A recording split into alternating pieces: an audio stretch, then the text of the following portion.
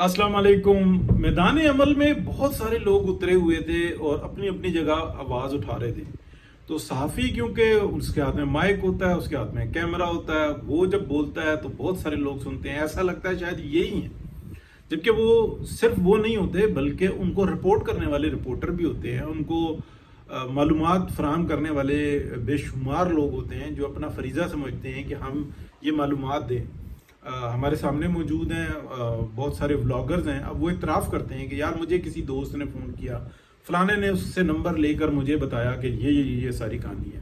उसके ऊपर वो कटा खोल देते हैं, सच सामने ले आते हैं। फिर उसके बाद जब मामला आ जाता है विच मैदान दे, तो फिर वो सबके लिए मसला बन जाता है। फिर बहुत सारी ऐसी चीज़ें हो जाती हैं, जैसे कि मारगल्ला का जो एक मसला है, यानी कि यहाँ पे एक डिपार्टमेंट की नीयत ख़राब हुई हुई है कि हम इसको कर लेते हैं। 1906 में ऐसे हुआ था, और अगर हुआ भी था तो वजन 1947 में आज़ादी मिल गई थी, हालांकि हुआ ही नहीं था।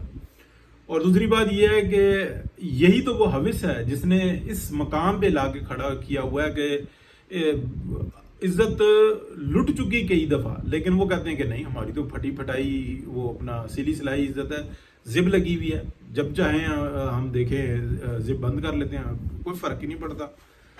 हालांकि ऐसा नहीं होता, एक दिन जिब टूट जाती है, फिर टांके भी नहीं लगते, इतना बोसीदा हो जाता है मामला। और करीब पहुंचा हुआ है, करीब पहुंचा हुआ है। अभी भी जो कुछ हो रहा है, ये सारा गंद जो डाला हुआ है, ये इसी हविस ने डाला हुआ है। माल माल माल और सब माल।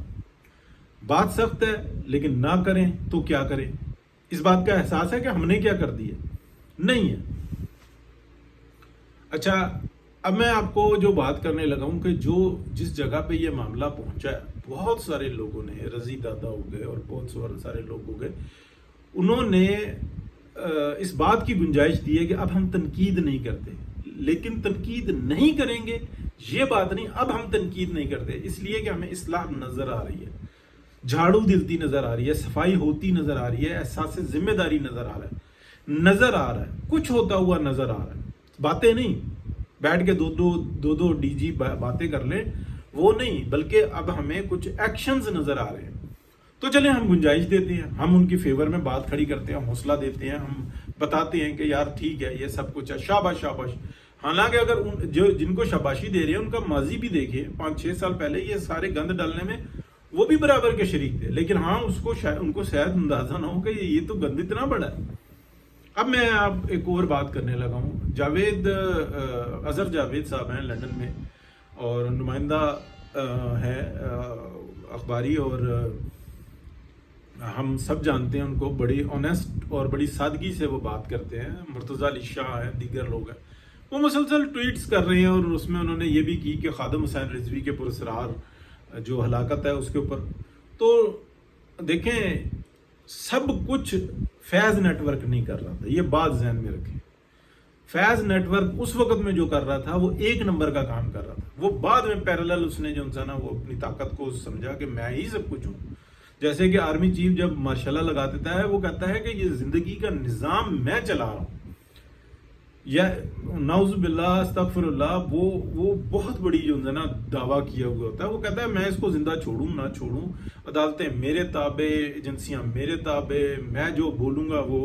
यानी कि मैं आपको एक मौके का गवाह बताता हूं कि फिरौनियत की इनकी इंतहा कितनी होती है। मौके का गवाह जिसने एक दफा नहीं मुतअद्दिद बार ये सीन देखा कि जनरल मुशर्रफ साहब अपने अफसरान को बुला लेते थे और बैठे हुए होते थे, और उनका तरीकाकार ये था कि एक बड़ा सोफ़ा लगा हुआ था जिसके ऊपर वो बैठते थे, और सामने जो है ना दाएं और बाएं 2 लाइनें होती थी सोफ़ों की, और उसके ऊपर जो है ना उनके जो अफसरान हैं वो आकर बैठा करते थे। और जब वो आकर बैठा करते थे, तो चले मैंने थोड़ी कुर्सी पीछे की है, तो वो ब्रीफ कर रहे होते थे या उनसे सवालों जवाब हो रहे होते थे, तो जनरल साहब ऐसे बैठे हुए होते थे यूं। तो वो सब जो है ना बैठे हुए दाएं जानिब जो है ना उनके बात कर रहे होते थे, तो फिर जनरल साहब जो है ना अपना पैर तब्दील कर लेते थे, ऐसे ऐसे। जब वो इधर कर लेते तो सारे उठ के इधर से उधर आते थे, और उनकी आंखों के सामने वो बैठा करते थे कि जो उनकी रुख होता था। ये मैं उस शख्स की गवाही बता रहा हूं कि जो वहां पर मौजूद होता था। اور اس نے متعدد بار یہ چیز دیکھی، اور سب بعد میں جو ملازمین ہیں وہ کہتے تھے کہ یار اتنا بڑا فرعون، لیکن ڈرتے تھے کہ اس کی ایک نظر وہ آپ کو تیرا بھی سکتی ہے، اور ایک اس کا غصہ کی نگاہ وہ آپ کی زندگی برباد کر سکتی ہے۔ ایسا خطرناک بادشاہ تھا یہ مشرف۔ اور جب گیا ہے تو آپ کو پتا ہے کہ کیا بجلی، گیس، پانی کا عذاب تھا اس ملک کے اوپر، لیکن اس نے اپنا دور گزارا ہے۔ پھر بھی اس کو جو انسان جاتے ہوئے گارڈ آف آنر ملے، مرنے کے بعد گارڈ آف آنر ملے، ریزائن دیتے ہوئے گارڈ آف آنر ملے، یہ اس ملک کی بدقسمتی ہے۔ اور اس عدالت کو بھی پھانسی لگا دی جائے، اس جج کو بھی جو انسان نشان عبرت بنا دیا جائے، یہ چیز ہے۔ اگر اس طرف کچھ بڑھتے ہوئے کہ یار یہ ہم نے جو کچھ کیا غلط کیا، ایسا کچھ نظر آ رہا ہے، تو یہ بہت سارے لوگ جو انسان اس وقت میں خاموش ہو گئے، بلکہ وہ کافی دن پہلے سے خاموش ہو گئے ہیں، اور وہ کہہ رہے ہیں کہ یار ٹھیک ہے، اچھا کرو اچھا کرو اچھا کرو۔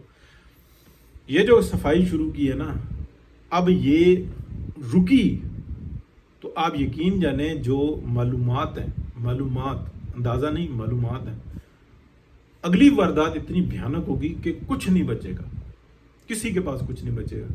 پاکستان اس موڑ پہ آ چکا ہوا ہے۔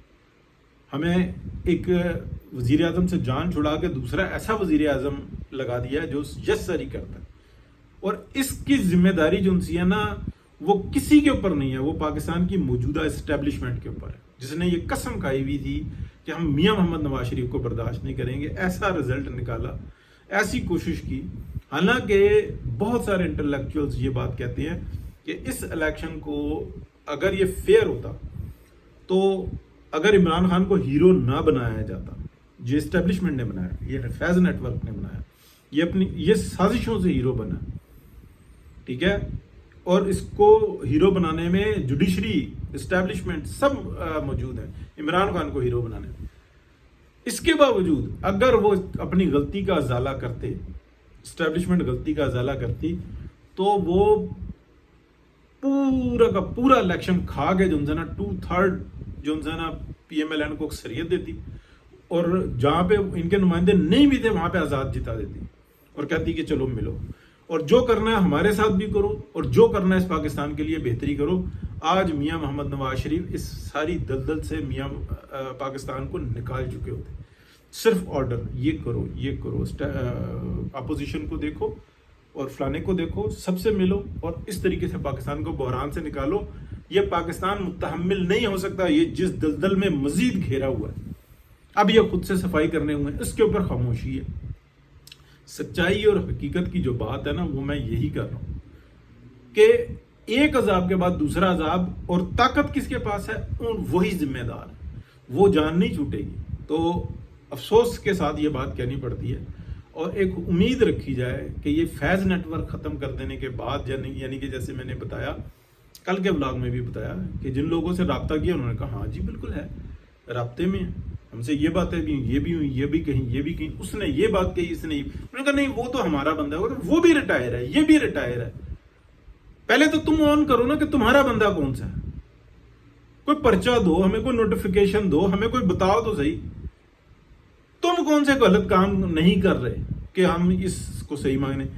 اس کے باوجود کہ جو صفائی ہو رہی ہے وہ درست ہو رہی ہے کہ غلط ہو رہی ہے، یا درست طریقے سے ہو رہی ہے کہ غلط طریقے ہو رہی ہے، یہ چیزیں گلے پڑی ہوئی ہیں۔ اب ماں سوائے اس کے کہ اس کو بہترین طریقے سے صاف کریں اور کہیں کہ ہمارا بندہ بھی نہیں آئے گا اور کوئی اور بھی نہیں آئے گا، نہ نیٹ ورک آئے گا، نہ ایک نمبر کا آئے گا۔ آپ نے جو کرنا ہے اپنی مرضی سے کریں، اچھا کریں یا برا کریں۔